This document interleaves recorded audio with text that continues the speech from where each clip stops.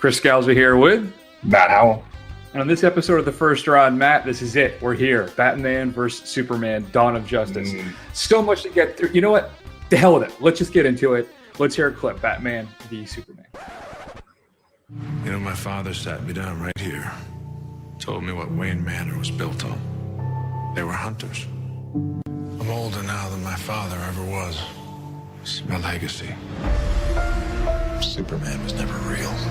Just the dream of a farmer from Kansas. That dream is all some people have. She brought the war to us. You know you can't win this. It's suicide. This is about the future of the world. I'll take you in without breaking you. Here I am. It's true what they say about little boys. No natural inclination to share. You're not brave. Men are brave. The world only makes sense if you force it to. As of the recording of this show, Matt, 29% score on Rotten Tomatoes. That's the critic score? Yes. Okay. All right. A couple things. I don't even know where to begin. Matt, it's a mess. It's overstuffed, deadly serious, grim, joyless, underserved characters. It's a frustrating film, needlessly slow motion at times. For some reason, Amy Adams is naked in a tub at one point. I don't know what to do about Jesse Eisenberg's performance. The best moments ruined by the trailers. And I'm going to tell you, Matt, I loved it. You loved it? I loved it.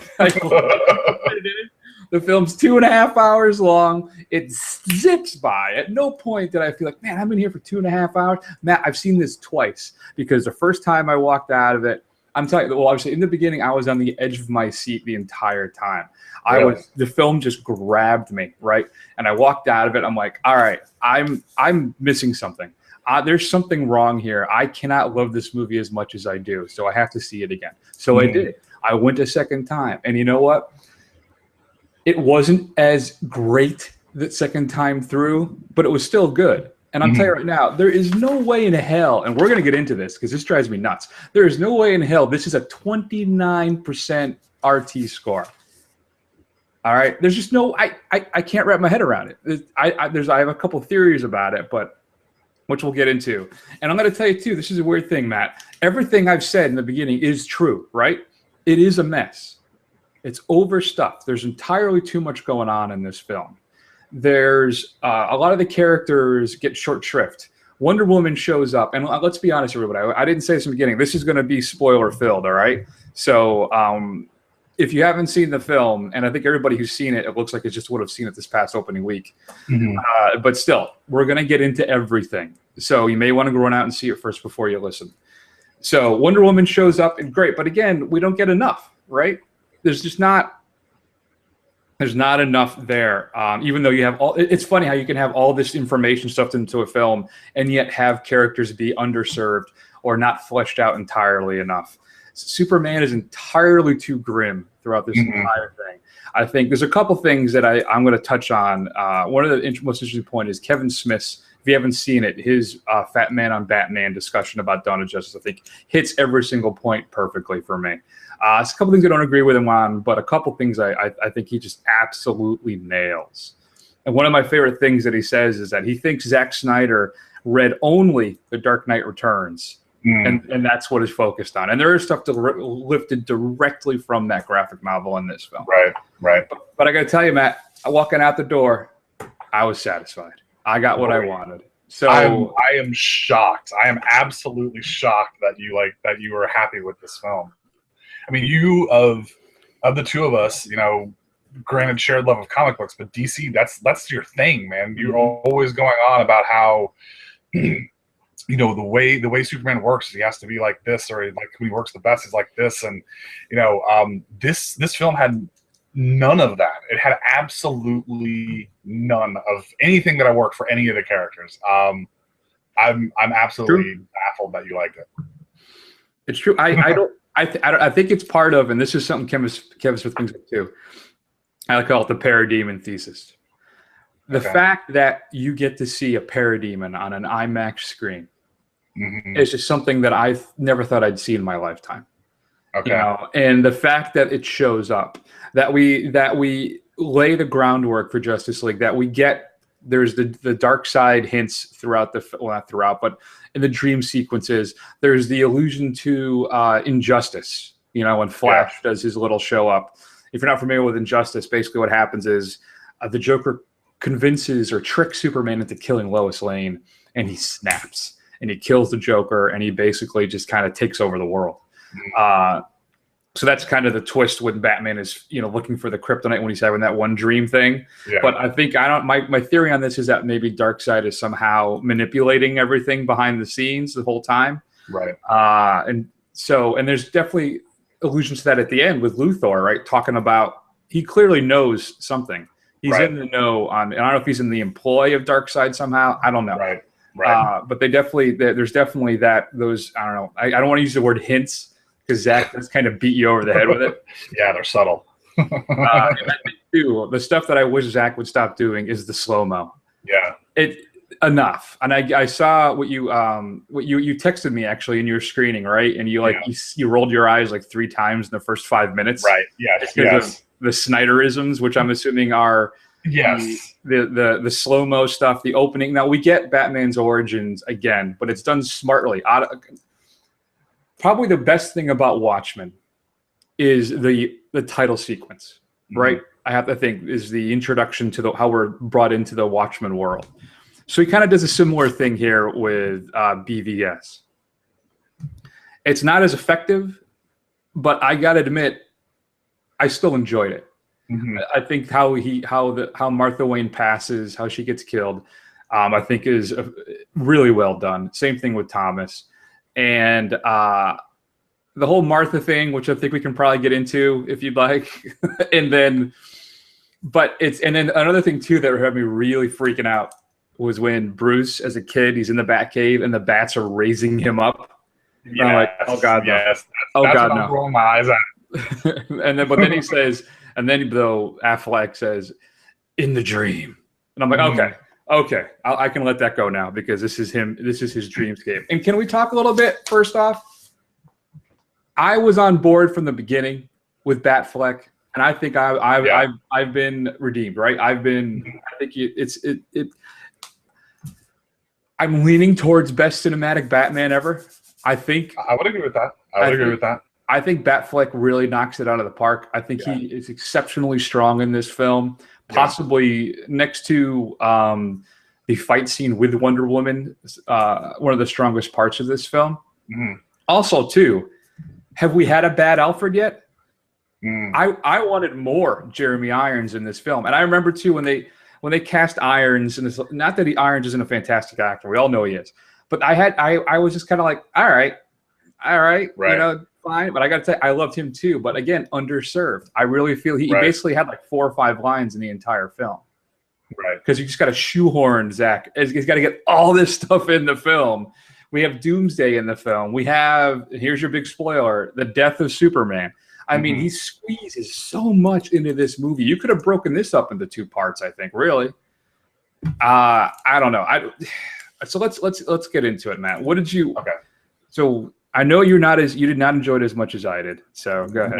Not even close to as much as you did. I mean, I agree with you. I guess we'll start off by saying I agree with you that I think Batfleck is the best Batman. I think, you know, even with the material that he had, which was just so hokey on so many levels, and it was just so overwrought. I think he did the best he could, and I'm looking forward to seeing him and Jeremy Irons in their own film and seeing what they can do. I'm a little nervous they're going to pull in like a Jared Leto Joker, although I haven't seen it yet, so I don't know, but I am not confident. But yeah, I mean, he was definitely by far, even his turn as Bruce Wayne, I kind of liked his turn as that he wasn't really the kind of smarmy, clueless playboy Bruce Wayne. He was more just kind of a like badass CEO, doesn't mess around Bruce Wayne. So he wasn't really even that different from Batman in his Bruce Wayne persona. But like literally everything else, every every other performance in this, with the probably notable exception of Gal Gadot as Wonder Woman and a few things that she was in, is just bad. It's just universally bad. I mean, Henry Cavill is terrible. Just the humorless, unbearable Superman, the emo Superman. Yeah, it's weird, right? Because it's like he doesn't want to be he's so burdened with being who he is, and I think that's the trap that Snyder has set, because we've set these characters in a air quotes real world, right? How we would react if these people actually existed. But by doing so and having what appears to be just a pessimistic view of the world, you sap all of the joy out of being Superman. Yeah, I completely agree with you. He's every time he's on screen, it's just like a joy suck at him. Like, oh God, here we go again. Here's Superman again. I do not want to see this. But even the supporting players, Lex Luthor, like, I don't even know what Jesse Eisenberg was going for. I mean, obviously he was trying to pull like a crazy, Heath Ledger type performance, but that's not how I envision Lex Luthor at all. Of like kind of like a fidgety, finger popping, making tittering laughter. Like, I don't even know what the hell that was even supposed to be. It was not any kind of Lex Luthor that I've ever experienced ever. And that was a bad acting decision on his part. But even, I mean, Amy Adams was blah. Lawrence Fishburne, I mean, half of his lines are just laughable. Half the time they're just exposition to get us to the next scene. I know, exactly. I mean, go ahead. One thing I'm not sure about. Well, one is David Brenner is the editor of this film, and I don't know if he deserves hazard pay or to never get another job again in the industry. And by the industry, I mean the business. Sure. I don't. Was he the one that is able to salvage this and condense it enough of the 2.5 hours so it's you can somewhat follow it, or did he just totally just? I'm leaning towards him being able to put it together enough. Now it jump cuts a lot because we have to cover so much ground, and part of me is saying, like, Snyder doesn't hold your hand through the film. Right. It's up to you to kind of figure out what's happening a lot.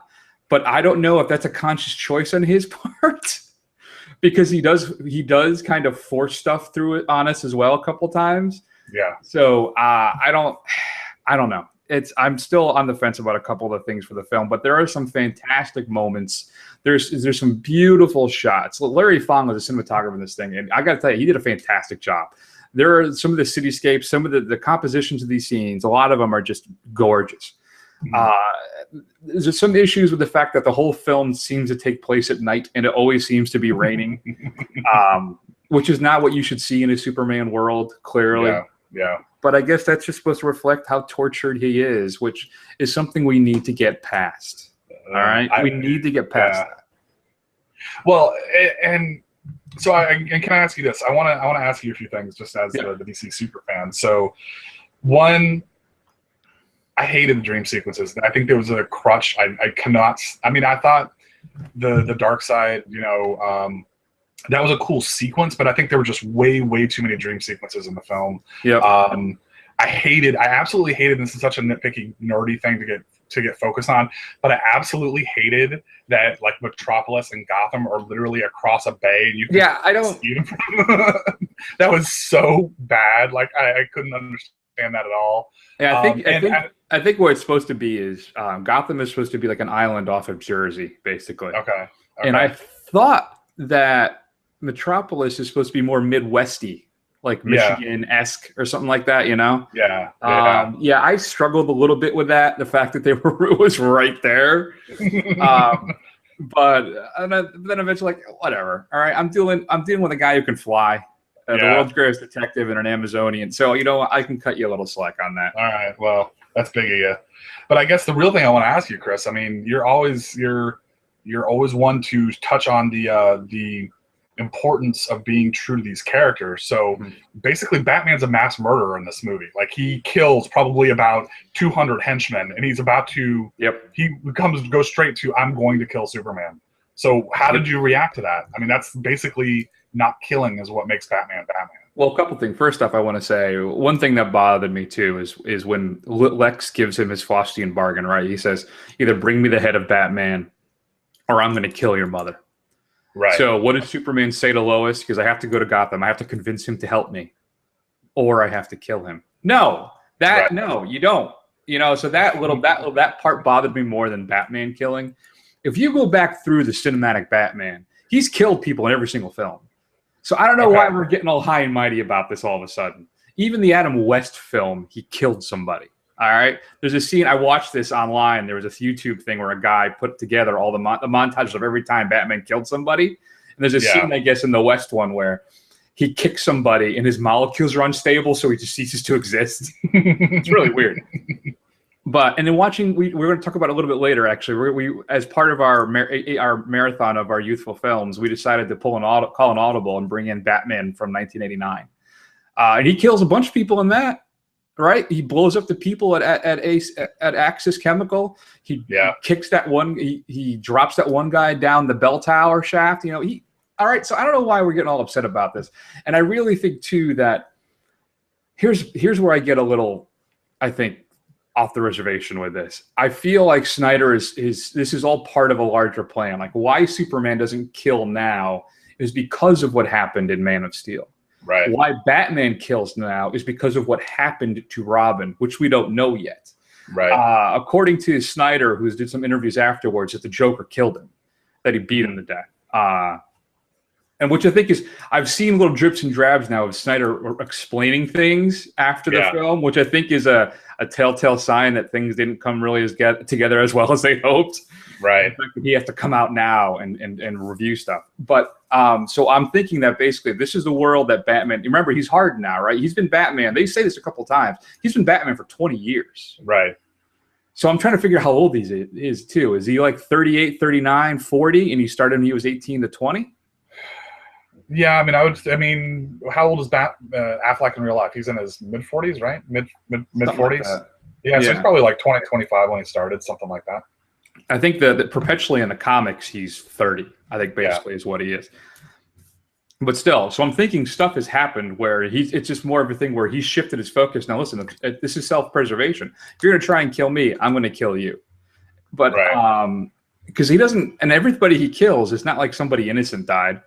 So I struggle with it a little bit, but the fact that it's happened in every other film and nobody said boo, and it's fine. I think it's for the reality that Snyder has established, it works in that reality. Now, if you don't want to accept that reality, that universe, then that's your call. Mm-hmm. But I think for what he's created, this is what happens, and maybe things will change. Maybe he'll in Justice League or I guess Affleck's already written his own Batman film. Yep. And maybe in this he'll turn a corner. Who knows? Yeah. But in this reality, this Batman does kill people, but not directly, right? He doesn't take a gun and shoot somebody in the head. But it's always, and Snyder said this too. It's a consequence of actions. He never actually kills anybody per se, well, except the red cape guys in the dream sequence, which I don't know if we can count that. Yeah. Well, I guess I guess nitpicky. When he's flying in the Batwing, he literally levels an entire floor of a warehouse that has like 30 guys on it with the Gatling guns that pop out of the front. I guess that would be intentional. But I guess, and I guess I see what you're saying. You're right. Even in Batman, the one we're going to talk about later, you're right. He does kill henchmen. What'll be interesting to see how they deal with this is part of the reason that you have like the Joker, you have the Penguin or Poison Ivy or whoever is because Batman doesn't kill. He locks them up. So now if you have a psychopath Batman, or at least one who's basically the Punisher in a bat suit, why would you have any of those characters? Like literally he should be going into the Justice League and, curb stomping Mr. Freeze or whoever the hell they're going to fight, like that should be the end result of every one of his fights. There should be no supervillain. So I don't understand how stuff like that how they would even carry that through line through. That's an interesting point. I'm not sure. In the comics, he's killed as well. They've retroactively changed it. Well, in the beginning, he definitely did.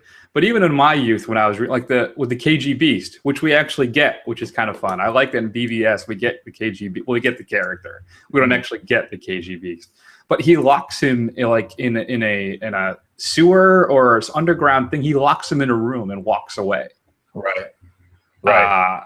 was basically killing him. Now, they said like a little later on that he called the police and let them know he was there, but that's never talked about. There's another time too where he drops like a load of cars and a bunch of people. You know, so it's fine, I guess. It just, like I said, I don't know. I think you still have the supervillains because they add a little color and a challenge for him, unlike just fighting street punks all the time. So that's I guess. I mean, when your greatest villain is a mass murderer who will gleefully kill, grannies and children, and every time you catch him, you're like, I'm not gonna kill you. I'm not gonna be like you. And his whole thing is getting you to kill somebody and to kill him, so he can turn you. That kind of just throws the whole thing out of the window. Well, you're applying the Dark Knight logic though to the entire mythos, which is not really the thing. It's not. In the comics and stuff, Joker doesn't exist to turn Batman to become a killer. He just exists to cause havoc and kill people himself. Mm-hmm. So and we'll see. We don't know who the Jared Leto is. He could be Jason Todd. We don't know what Leto's Joker is yet. So I don't know. We'll see how that all turns out. Another big issue I had with the film, curious what your thoughts are, is the introduction to the Justice League. Specifically, let's talk about that. Specifically, Jason Momoa, who I have said from the beginning, it's just I just don't like the guy. I don't know if that guy could ever cross the Tatum line. I really don't know. But okay, so if you've seen the film, basically what it is Lex has been doing collecting information on other metahumans, and I know the thing people seem to be the most upset about it is that he's the one that seems to assign their symbols to them. The Wonder Woman symbol, the Flash symbol, Cyborg, and then Aquaman are on Lex's drive. Now, I get where people would have an issue with that. It is kind of it's dumb. It's like it's fan service that's not following through. It's not like following the logical next step of what that means. It's more just to present it. I think that's part, again, the issue of where we're just desperately trying to shoehorn as much into this to set up the next film as we possibly can. I don't know. I think the weakest of them for me too, again, was Momoa's Aquaman. Yeah. So I don't know. Where do you come down on all of that? Yeah, I wasn't impressed with really any of them. Cyborg, you couldn't really see what that was all about. You couldn't really get a good view. So it was fine. Another thing too is they introduced the mother box in that too. Mm-hmm. You know the mother box? I don't know if you that's no. That's technology from the dark side stuff too. That's what Mr. Miracle has. It's like a little box that is basically like a living computer. Okay. All right. Cool. All right. Yeah, I knew. I remember seeing that. I knew it was significant in some way. I just didn't know what it was.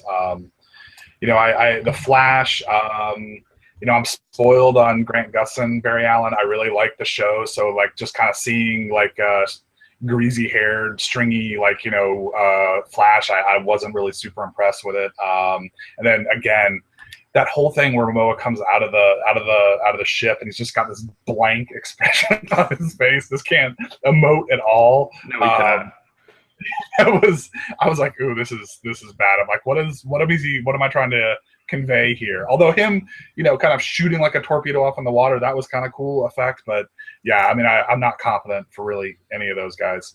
No, really, again, the only one that was any good was Wonder Woman, really. Mm-hmm. Mm-hmm. Yeah, I think Momoa is going to be. I think his Aquaman is going to be the Thor of this universe for me. Because I strongly dislike the Thor films. Yeah, but yeah, and I don't like the whole armor Flash thing. I'm not. Armor doesn't make sense for him. So we'll see what ends up happening with that too. Oh, I don't know. It's I think it's the fanboy image. I got to see all the stuff I wanted to see, so I'm cutting the film a lot of slack. Yeah, I can tell. I think it's if I would give it like a B- for a letter grade. I think if I had to give it a Rotten Tomatoes score, I would give it a 60, not a 29. And what brings me to this. All right, you ready, Matt? Yes. This is a better film than Man of Steel. Can we agree to that? Sure. 56% Man of Steel on Rotten Tomatoes. Right. Ben Affleck's Daredevil, 44%. This is a better film than Daredevil. This is true. I think this is better than Iron Man 2, which is 72%. I think this is better than the Thor movies. Thor 77, Thor 266. Here's the one that kills me. X-Men Origins Wolverine, Yeah. 38%.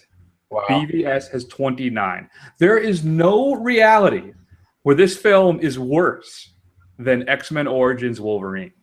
There just isn't. This is true. This is true. Yes, this is very true. So I'm trying to wrap my head around what the problem is. I feel like has Marvel just so saturated the market that if we don't get a Marvel template film that admittedly has some problems, we're just going to say it's horrible. Mm-hmm. Is that where we are? Because I really liked this. I think it's flawed, but it does everything it needs to do to set up the universe. It's entertaining enough. I think one of the big issues too is the trailers. What were they thinking? Mm-hmm. They spoiled every single scene. Like, you didn't have to see this movie. Right. Everything you needed to see basically was in the trailers that were released. Right. The Fantastic Martha rescue scene in the trailer. Mm-hmm. Maybe you shaved off 30 seconds. The climactic fight with Doomsday, do you see everything that happens? No. But you introduced to Doomsday and the trailer. Right. Everything you're wondering about is in the damn trailers. And this is, like, for me, this is worse than the Terminator Genesis debacle. Mm-hmm. Another film, too, that did not deserve its Rotten Tomatoes score. Mm. So it just drove me nuts. I can't wrap my head around why this is a 29% score. It is a much better film than that. Wow, so I'm very angry about it. I am. All right, Matt. Let's try and wrap this up. A couple more points. Why do you hate the Martha plot thing so much? Why do I hate it? What's your issue? Yeah, what's your problem with Martha? Martha. Because it's dumb. I mean, like literally. I mean, it's just dumb. Like, so why did you say that name? Yeah, exactly. I mean, like, Batman has managed to defeat Superman, right? Hey, spoiler alert. He's literally about to kill him. And he says, and I can't even remember exactly what Superman says, but he says, "You're letting him kill Martha." Right. The first line.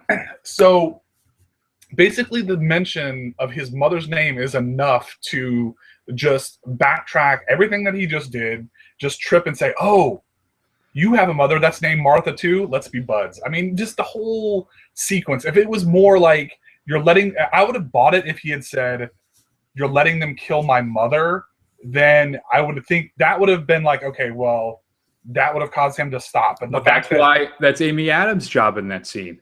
It's his mother. No, I understand, but it just the whole thing, it's just dumb. It's just cheesy. Listen, Snyder very deftly and subtly tells us how important Martha is in the very beginning of the film. Yes. By being the last word his father says, the last word either of his parents utter is the word Martha, which then echoes through Bruce Wayne's life, making him become the Dark Knight.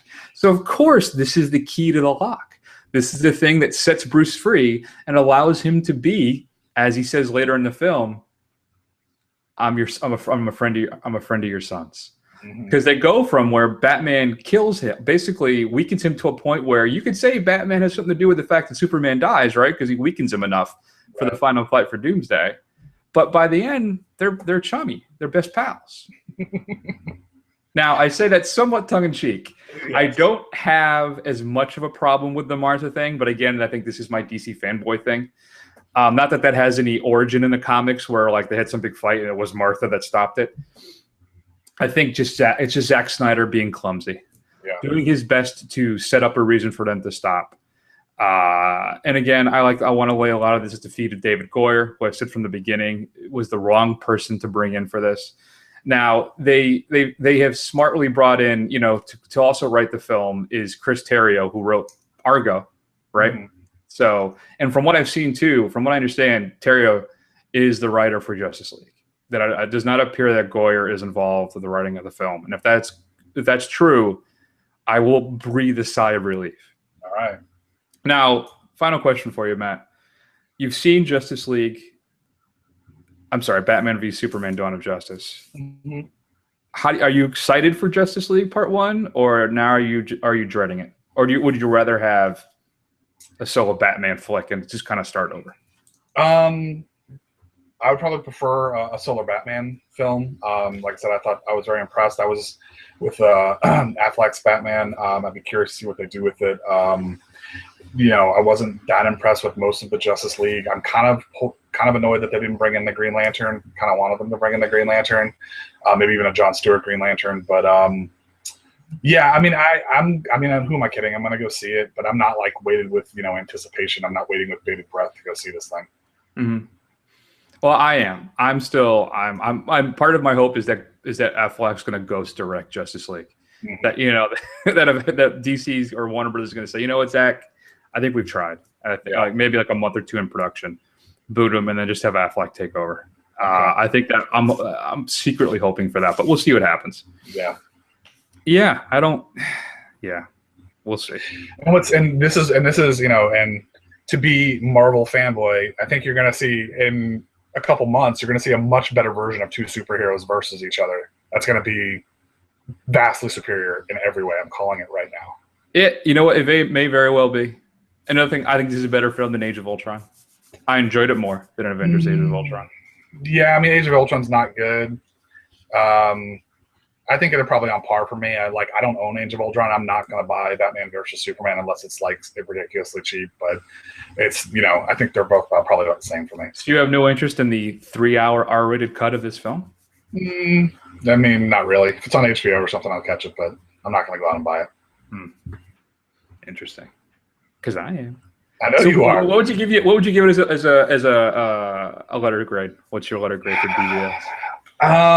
Don't say give me a C. Come on, give me a gentleman's C. I'm saying I'm gonna give you a weak C- is what I'm gonna give you. All right. It's got its moments. For me, they're a little too few and far between. And you got to sit through a lot of stuff to get to those good parts. So yeah, you're on thin ice with me, DC, but I'll give you the benefit of the doubt and keep going to see your movies. We appreciate that. You're welcome. And I was thinking about talking about the box office stuff, but I think once you do that, you've immediately lost the argument on the quality of your film. Mm-hmm. So I stayed away from that about Transformers. We'll see what it does this weekend, though. They're saying about a 65% drop. We'll see what happens. Yeah. I think it may still clear $1 billion worldwide, but we'll see. Okay. We'll see. I don't know. All right. Shoot us an email, feedback@thefirstrun.com. Call me a fraud. Let me know. Matt, coming up on Blu-ray and DVD this upcoming Tuesday, we have possibly one of your favorite films, one of the biggest films of 2015. Star Wars The Force Awakens gets its release. There's a 3D version, a straight Blu-ray version. If you get it from Best Buy, you get a steelbook with Kylo Ren. Target gives you a digipack with some bonus content. We're not quite sure what that is yet. Walmart, you can get an exclusive BB-8 cover and Galactic Connections trading disc. I guess just some weird card game with The Force Awakens you can play. So you get some extra stuff from Walmart. And if you get it from Disney, exclusive to Disney, you get a lithograph set, which is a couple pictures. I think it's Han and Chewie, Ren, and then BB-8 and Rey. So you can check that out. A bunch of features on that. Secrets of The Force Awakens, a cinematic journey. For the first time, you discover the complete story behind the making of The Force Awakens. You get a condensed table read. You also, from one of the things I'm excited about, some deleted scenes. I'm curious what they ended up cutting from the film. But I'll be definitely picking that one up. Hashtag horror. This is Death is Trending, Matt. Hashtag horror follows a group of preteen girls, obviously, living in a suburban world of money and privilege. But when their obsession with a disturbing online game goes too far, virtual terror becomes all too real. Stars Chloe Sevigny and Timothy Hutton, Natasha Lyonne, some other people. I don't know. It looks like it's going to be really horrible, but could be entertaining. And then an English horror film, The Hallow, when a London-based conservationist is sent to Ireland with his wife and infant child to survey an area of forest believed to be hallowed ground by superstitious locals, his actions unwittingly disturb a horde of demonic creatures who prey upon the lost. So you can check that one out as well. Not a lot this week, so I thought I'd talk about a couple horror films. New to Blu-ray, Lucio Fulci's The Black Cat being released, I think from Era. Includes a Blu-ray DVD. I'm a big fan of Fulci's work. I've never seen The Black Cat, so maybe I'll check that out. Your straight to DVD pick of the week. Matt, you remember when the Lust of the Dead series was on Netflix for like a day? No, I must have missed that day. Lust of the Dead is basically a Japanese, I don't know if I can even say softcore porn film. That basically what happens is all the men get become zombies. Yeah. But their afflictions, instead of biting or eating, they rape women. Okay, that sounds fantastic. Really disturbing. Yeah. And they were on Netflix, like the first 3 of them. I think I remember Dave was still on the show, and he watched like the first one with Jan. He got about 15 minutes into it, and he goes, "This is horrible. I can't watch this. It's really offensive." Yeah. Well, part 5 Wow. is coming out. Good on you, Japan. The insane apocalyptic zombie saga continues with no end in sight, I'm sure, he adds parenthetically. Watch the viral epidemic spread as the sex-crazed Walking Dead expand their rampage across post-nuke Tokyo. Can they be stopped? Can their perpetual lust ever be satisfied? It looks like no. No. But if you're a fan of that series, don't anticipate it ever showing back up on Netflix, but you can check out part 5. And Matt, you got a streaming pick of the week for us. Why don't you tell us about it? All right. So my streaming pick of the week is actually a television show. It's Documentary Now, which is on IFC. It just came out, I think, April 1st for Netflix. It stars Fred Armisen and Bill Hader. And basically what it is, it's a short series. It's 7 episodes, but they kind of parody the style of some famous documentaries. And it's absolutely hilarious. If you've seen any of these things, if you're into documentaries or film at all, it's just funny to see how they send it up. They do like A Great Gardens, they do A Thin Blue Line, the kind of standard rock documentaries. My favorite one though is probably the one where they parody Vice and all those the Vice HBO shows and those kind of like hipsters going to a dangerous place documentaries. Absolutely hilarious. They nail the tone. They really know their subject matter. If you haven't checked it out, it's only 6 episodes or 7 episodes because one's a 2-parter. It's really, really funny. You should really check it out. Yeah, I'll have to check it out. Thank you very much. And then let's go ahead and let's move on then, Matt. Let's talk a little bit about another Batman film where they made the casting choice of Michael Keaton and uproar reverberated throughout the comic book geek universe. And how did that turn out, everybody? It turned out okay. But, I mean, let's be honest. The internet didn't exist, so it was really confined to those local comic book shops, so the rage didn't spread worldwide. Good point. So let's take a clip. Let's listen to a clip from Batman 1989. Let me tell you about this guy I know, Jack. Mean kid, bad seed, hurt people. I like him already. You know, the problem was he got sloppy. Crazy. He started to lose it. He had a head full of bad wiring, I guess. Couldn't keep it straight up here.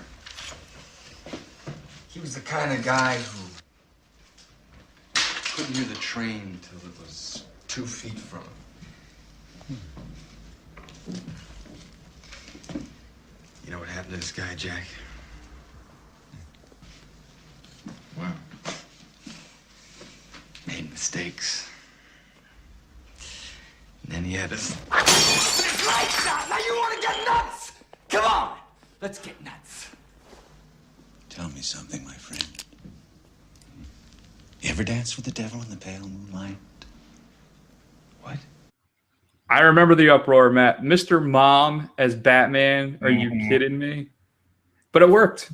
It did. You did a good job. Watching the film again was funny because you realize how slight Michael Keaton was too, especially compared to the more latter-day Batman, right? Right. I mean, Bale got all bulked up, and you have Affleck, who's just ginormous, doing his CrossFit in BvS, beating up the tires. But still, it's so if you're not familiar with the film, I don't know how you couldn't be. It was a touchstone if you're growing up in the 80s, right? Yeah. So we're introduced to Batman. Jack Nicholson, of course, is Joker, who made a small fortune by taking a percentage of the gross. Possibly one of the smartest moves by any actor in the history of cinema. Yep. And it's really, I think, for me, if there's any weakness for the Batman film, going up against the Joker for the first time, it's the focus on Nicholson. Now, Nicholson devours the scenery in this film. I mean, he really...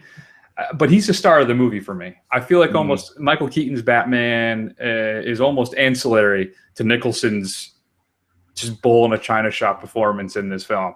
But I don't want to say it's a negative.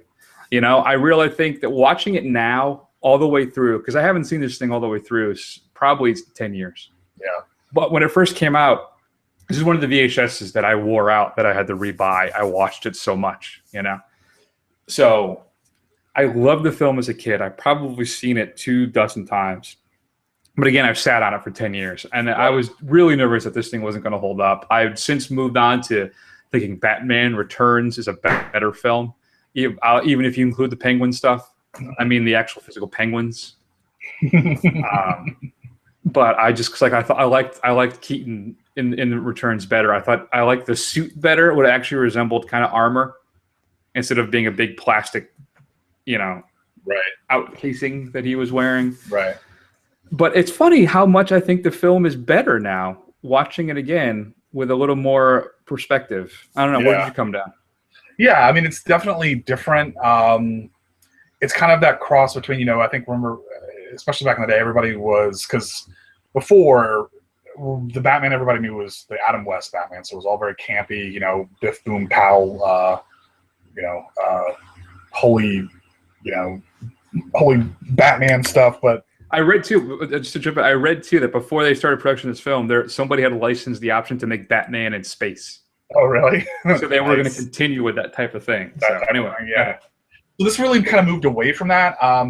But I mean, when you watch it, you forget how they do kind of retain a lot of the silliness, though. I mean, there's still a lot of silliness in there. I mean, Joker's gun that's like 12 feet long that he pulls out of his pants, or kind of the whole imagery of the giant gases and stuff, or a lot of the stuff is still pretty comic booky silly. So they kind of have that weird line between the two, and it's so different than kind of what you're seeing. Kind of we've been moving to realistic and grim that it actually it does hold up. I didn't. The last time I had seen it was probably about 10 years ago, and I think I was like, I don't know if this really holds up, but I think I've come back around to where it has its own charms. I agree entirely. I think that's an exact way to describe it too. I think one of the biggest strengths of the film too is Anton Furst's set design. You really feels. I mean, even though at times it does feel kind of like it's a facade, it feels very studio-esque. Yeah. It does the whole Art Deco thing, just the look and design of it all, really adds another dimension to the film. And I think that was kind of a mistake of the Nolan films, is that Nolan kept switching location, right? Because first it's in Chicago or something, and then they move. And you can tell that the city kind of changes. Right. So I don't know. I don't know how strong a weakness that really is of those movies, but still. I don't know. It was just funny how it's better than I loved it. I kind of transitioned away from it, and then coming back around as I'm older, I appreciate it more. Than I think that's exactly right. I think it does have its charms. I think Burton really does a fantastic job of just creating this world where it's hyper stylized. It's at times realistic and gritty, but still winking at you kind of the whole time. Right. And I did. It was fun to revisit it, and part of me was dreading, like, man, this thing's gonna fall apart now that I'm older, But it didn't, and it actually came back around, which I was very happy about. Yeah, I mean, even it does hold up. I mean, it's. And, for one thing, it does have the lasting legacy of giving us that score and influencing Batman the Animated Series, which is still my favorite Batman on screen, ever. That's true. That if that film wasn't as successful as it was, you never would have seen Batman the Animated Series. And for better or worse, you can thank that movie for the return of superhero, or just the launching of superheroes into the cinema.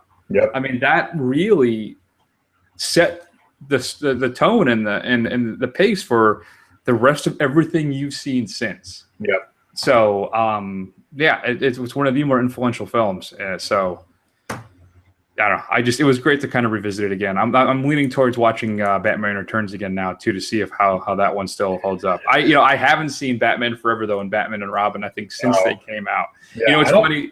They had the 4-pack Blu-ray set. At Best Buy for $15, and you get $8 to see Batman: Dawn of Justice, right? The thing. Right. And I don't have any of them on Blu-ray. I have. I bought it on DVD twice, and I had it on VHS twice. Okay. So I just haven't. I hadn't upgraded it. And just the presence of Batman Forever and Batman and Robin, even with the $8 movie cash, I still couldn't buy it. I just like, no, I just couldn't do it. You just can't do it. I'm actually, to be quite honest, I don't think I've ever seen Batman and Robin all the way through. I remember when I saw Batman Returns, I didn't really like it as much when I was a kid, and so I've kind of stayed away from it. And then Batman Forever, it's just a spectacle of, like, I think you just have to see it once just to see things like, you know, the Bat credit card for whatever reason that was there. Yeah, that's an experience. I think you have to see it. I thought the Bat credit card was Batman. Was that Batman Robin? Yeah, that's Clooney. I thought that was Kilmer, but no, maybe. I thought it was Clooney though, because whichever one is Poison Ivy. Okay. Because they're bidding. And, okay. So that's Batman. That's Batman and Robin. No, the problem with Batman Forever 2 is really Jim Carrey and Tommy Lee Jones totally not getting the Two-Face character at all in that film. Yeah. So I don't know. Yeah. Still, it was happy to visit, like visiting an old friend again after all those years. So, Have you watched Batman '89? Did you a little marathon in anticipation of the new film? Shoot us an email, feedback@thefirstrun.com. Share us your thoughts. Matt, let's talk about it. I feel like as we're going through this, that our final segment, we talked about it already. So, yeah, I think we did. So maybe we can still get through it. Yeah. I'm not sure if we have anything else to say, but it's supposed to be the 5 best and worst moments of Batman v Superman: Dawn of Justice. Maybe I guess we can crystallize it by putting them through you in order for you. Yeah. So I'll go first. So you get the ultimate number 1. Okay. My number 5. One of the things I hated was the slow-mo stuff. Maybe we can call it the Snyderisms. Right, all the directorial touches, his little artistic flourishes that just never seem to work. You want to see just a definition of failure with that kind of stuff, go ahead and watch Sucker Punch. Still a film that makes me nauseous whenever. I haven't watched it since we saw it. I remember being really excited about that movie when it first came out. I wanted that to be good so bad. And I so hated that movie. It's one of the few movies I wanted to punch in the face with Sucker Punch. And it's the pointless. So when we get the first appearance of the Trinity, right, of Bats, Soups, and Wonder Woman, and he does the slow-mo thing, and it's like, just present them to us. We don't need the slow-mo of it, right? I don't know. So it's that, but expanded to the Snyderisms is the which I guess means just clunky direction, a little dumb presentation of thing. So that's my number 5. All right. Well, before I tell you my number 5, I'm gonna counter with that one thing, and I'm just gonna say I read somewhere, now this is not my idea, but I read somewhere that part of what he's trying to do with all that slow-mo is he's trying to create the effect of a splash page in the comic, where basically you get this massive scene and you can kind of slow down and take it all in, and you can kind of look at all the different things that are going on. So that's why he's doing it the way he's doing it. He's trying to slow it down into a panel to kind of give you that comic book visual, and that's why he's doing it that way. Well, how about you just let the actors move a little slower then? Why don't you have Ben Affleck raise his head slightly, or have Cable just kind of flex and move the cape? You don't have to actually slow the physical film down. Okay.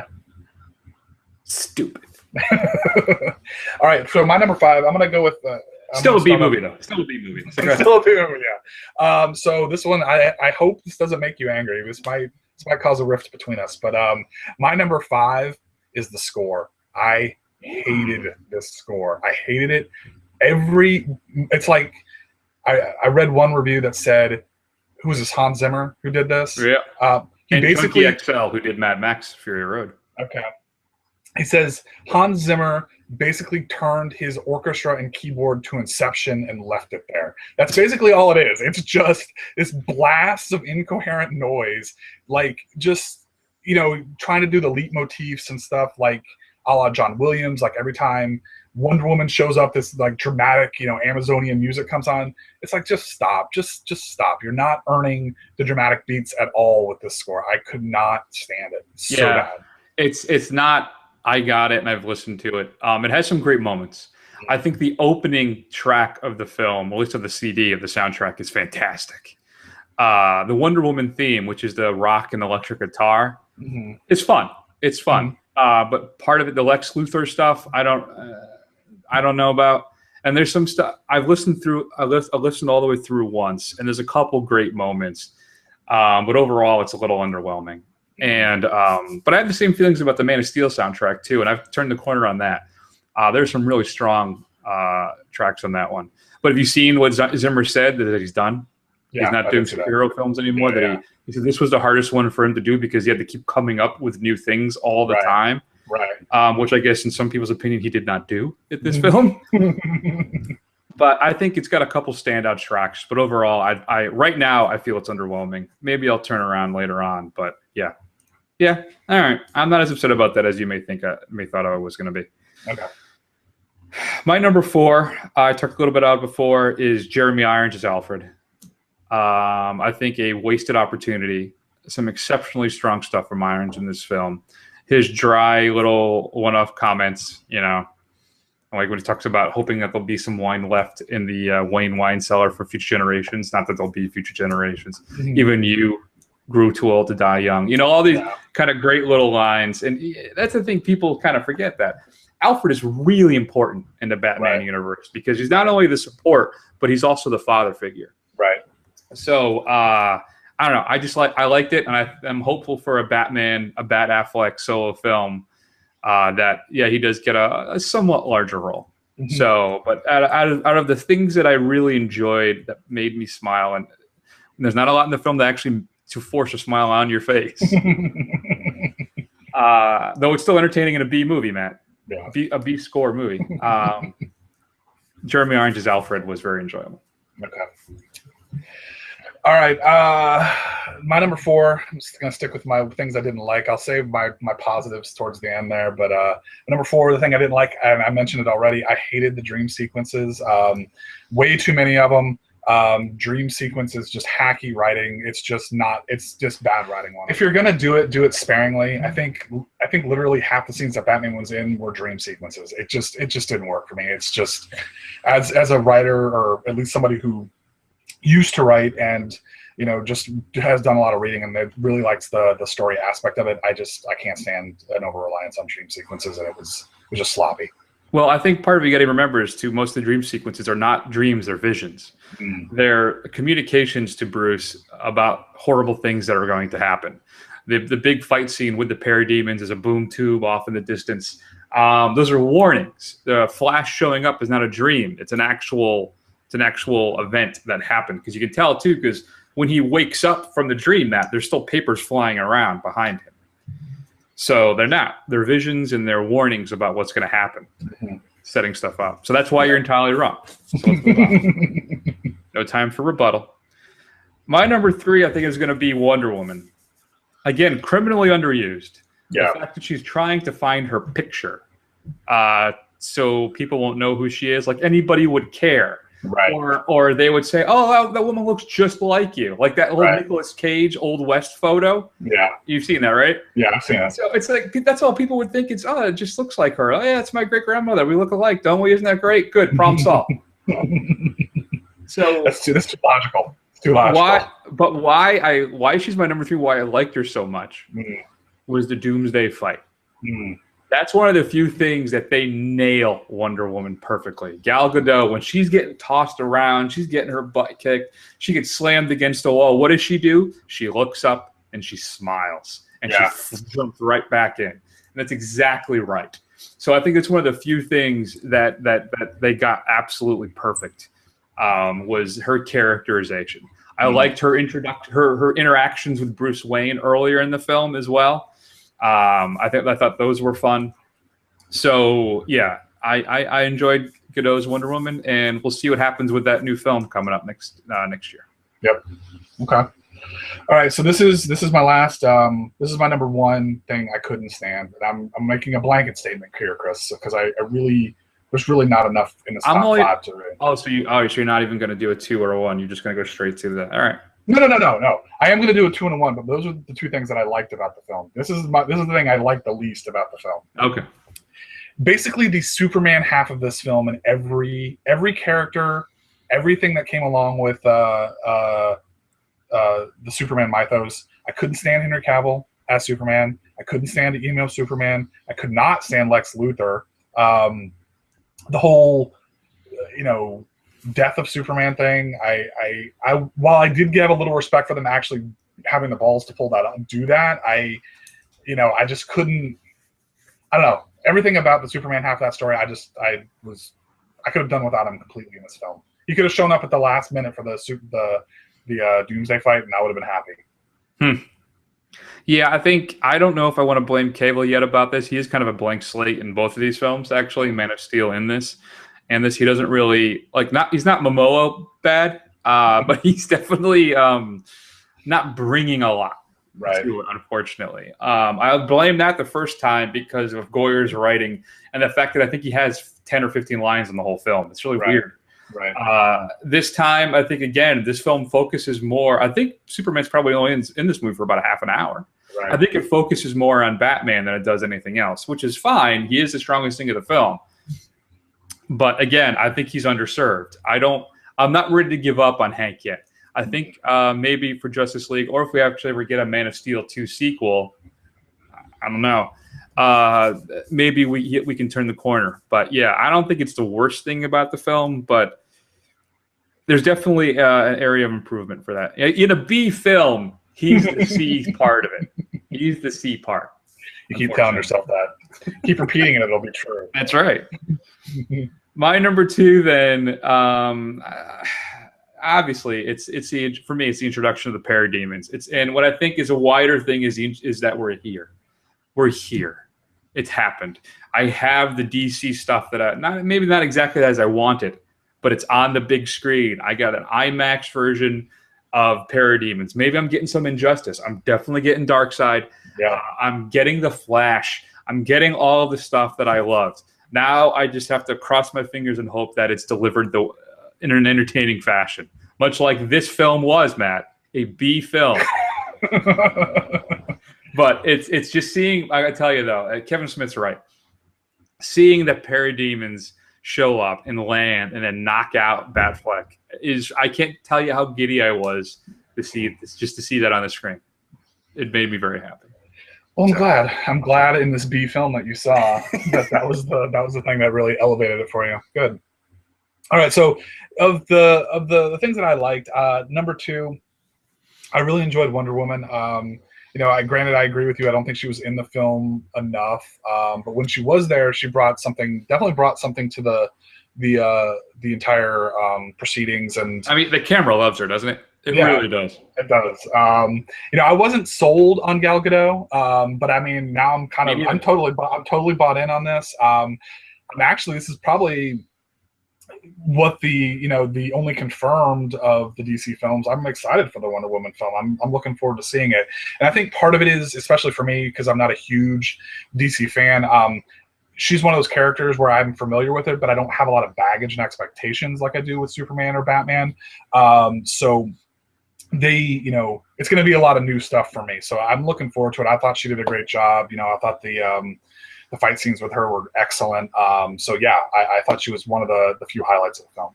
Yeah, C- for me. Yeah, some people complain about her accent, but she's from Amazonia, wherever the hell she's from. I can't remember. Yeah, she's Greek. Yeah, they're gonna have some type of accent, all right. And I'm not gonna speak the Queen's. I don't. That bothers me. Cut her some slack, would you, folks? Yeah. And it wasn't like it was that strong.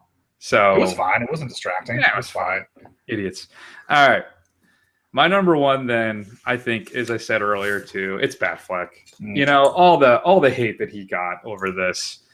He's a horrible actor. How could you cast Ben Affleck? Are you kidding me? I'm telling. Totally pays off. Totally delivers. The strongest part of the film. And like you said earlier too, his Bruce Wayne is even fantastic. Yeah. And I love the fact too, and I got to give Snyder props for this, is they go with Dark Knight Returns Batman. Mm-hmm. Stylistically, costume-wise. Yeah. I didn't realize how much I was going to like the small ears until I saw them on the screen. I've always been I know this is a weird geek thing, but I've always liked the tall ear Batman when I was a kid. And then years later, like the past 10 years or so, especially when I would draw him, I went with the smaller ears. There's something about it that's just more aesthetically appealing. I don't know why. Yeah. So I was just happy to see that. I mean, that costume basically is almost directly out of The Dark Knight Returns. Yeah. So I was very happy about that. But really, it's Affleck. He makes the film work. I think if he was not Batman in this film, and without his performance, this thing would have been in a lot worse shape than it is. Right. He really does carry the movie. So kudos to you, Ben. I'm very excited. Thank you very much. I hope you get the right and to get to direct a solo Batman film. I hope you end up ghosting Justice League. I can't wait to see what more you do with this. And for a lot of people out there who thought this, that would have been a complete and utter disaster. And you were wrong. And thankfully so. So nice job, Ben. Nice job. Yeah, I have to completely agree with you. Ben Affleck Batman is my number one best part of the film as well. Bruce Wayne is great. He sells the kind of the tortured Dark Knight thing going on. I love the costume. I love the design. And the hands down best part of this C- film is the fact that is when they just let Batman be Batman. And that's only happens once in the film in that warehouse fight. But that is awesome. I mean, and that whole sequence is the best action sequence for me in the entire film. It's so much fun to watch. It's basically like watching... It's like they took the best parts of the Batman video games and just kind of threw it in there, and just fluid ass kicking. It's awesome. It's the Batman you've been expecting to see in a movie. I think that's one of the you can't blame Tim Burton for 1989 Batman because the fight choreography just wasn't like that back then, right? Right. I think one of the major flaws in Nolan's Batman films is that they never show you the action. I never understood. I get the point that in Batman Begins, Nolan's reasoning was, well, he's like this kind of manta, right? Or this manta ray, where it's just so smooth and everything is so, and everybody's so terrified that it's supposed to feel very kind of out of control, and you can't see what's going on, and you're like in it. But which was a major mistake.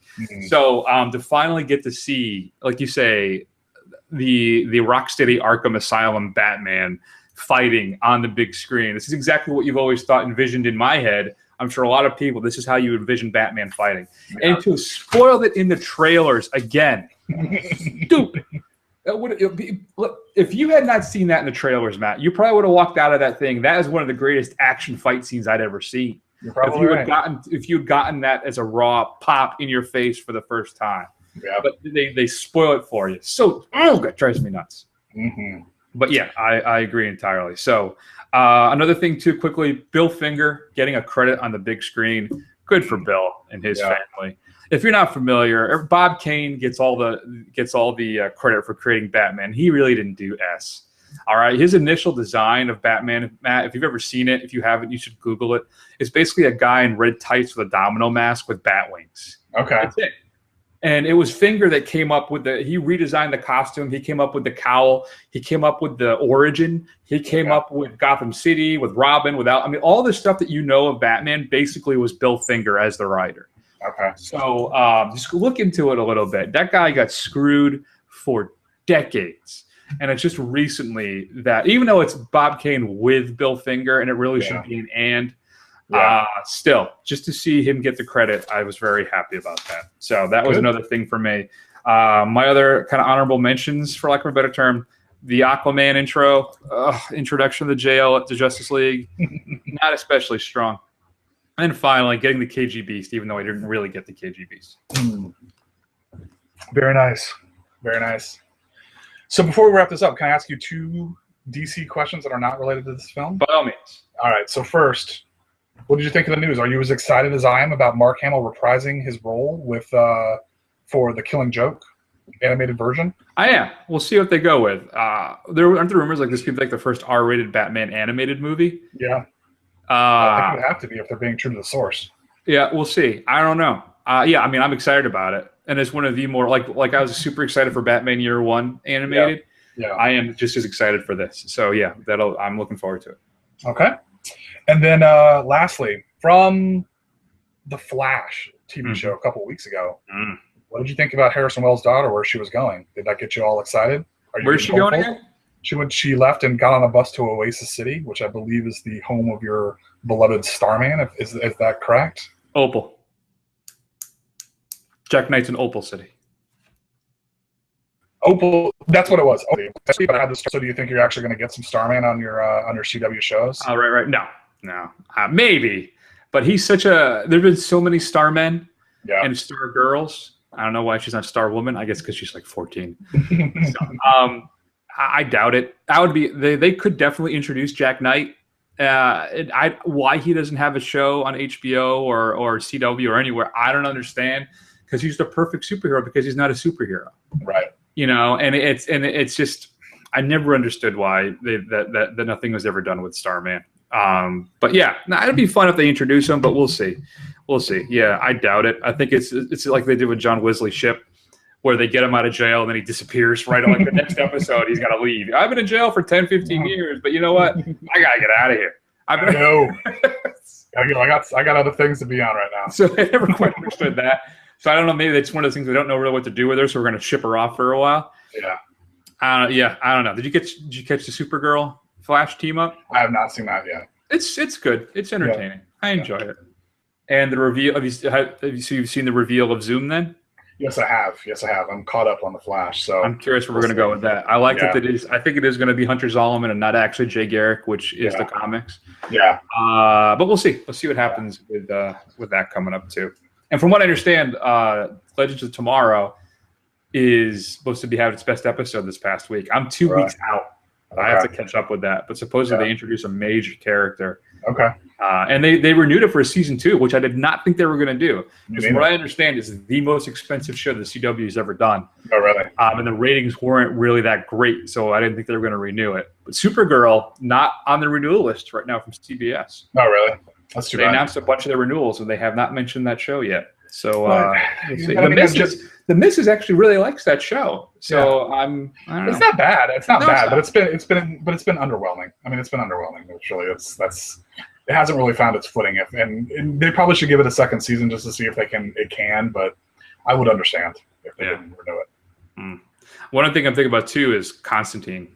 Right, he had a great little episode on Arrow during the season. He showed up. Yeah. I've wanted to get it. And it's not available. It just popped up again on iTunes this week after being taken off for a while. And I was considering buying it just because it's got its problems, but some of the stuff it absolutely nails. I would have loved to have seen a second season, but sadly we'll never see that. Oh well. So next week, Matt, there's really not much coming up. I have no interest in seeing God's Not Dead Part 2. I don't know about you. So I was thinking Pee-wee's new film. Which is on Netflix. What do you think? Yeah, well, my other idea was we could do that, and we've got a Midnight Special is actually going live this weekend. Oh, is it? Yes. I did not see any screenings of that anywhere around here. I'll have to check that out. All right, we'll see if there actually is anywhere here. I haven't seen it, but maybe it is. Okay. And then we'll figure out what we're doing. What do we got left for the memory lane walk? Is it Explorers? And we've got Flight of the Navigator, War Games, and Spies Like Us. We've got 2 Cold War paranoia things in there. I'll have to figure that out then. Okay. All right, that's the big show for this week, everybody. Again, Batman v Superman, B film, easily 60% Rotten Tomatoes. I'm not 65. I think Matt wholeheartedly agrees with me. Shoot me an email at feedback@thefirstrun.com. We'd love to hear your thoughts. That's the big show for this week. We're going to take an extended break, and we'll see you all in a week. See ya.